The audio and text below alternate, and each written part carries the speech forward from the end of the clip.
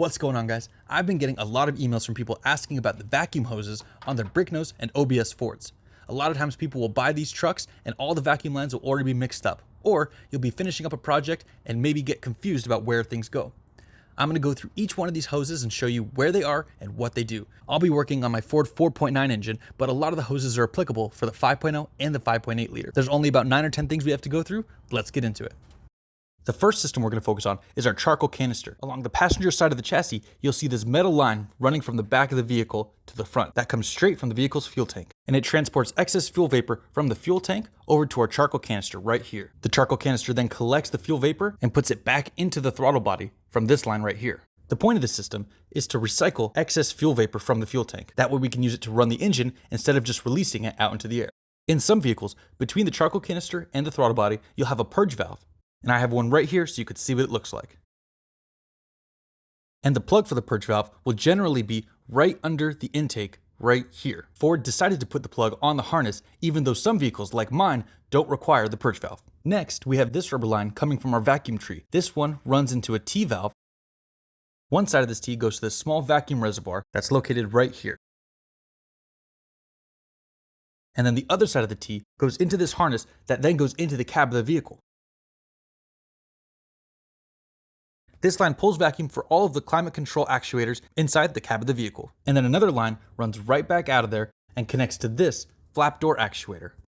And I have mine teed off as well to go to this max AC actuator, which stops the flow of coolant into the cab of the vehicle. Next, we have another line from the vacuum tree that goes straight down here into the fuel pressure regulator. This one's pretty self-explanatory. It pulls vacuum on our fuel pressure regulator to help regulate fuel pressure on the fuel rail. Next, we have this big hose that comes right around the EGR and connects to our brake booster. This type of brake booster uses vacuum to help make braking easier. Without it, pushing brake fluid through the brake lines would be a lot harder.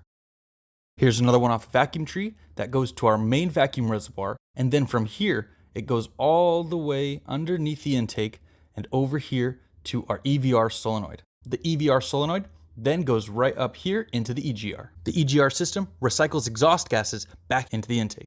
It helps make things more efficient, and the vacuum hoses for it keep things running smoothly.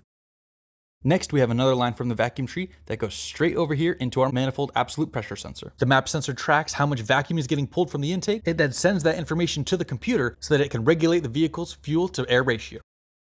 Next, we can move underneath the intake where we have this vacuum port right here, and this will connect to the back side of the valve cover onto the PCV, which is the positive crankcase ventilation system. This will help relieve some of the pressure in the crankcase and recycle it into the intake. On the back of the valve cover, you'll see a piece that looks just like this. This is your PCV valve.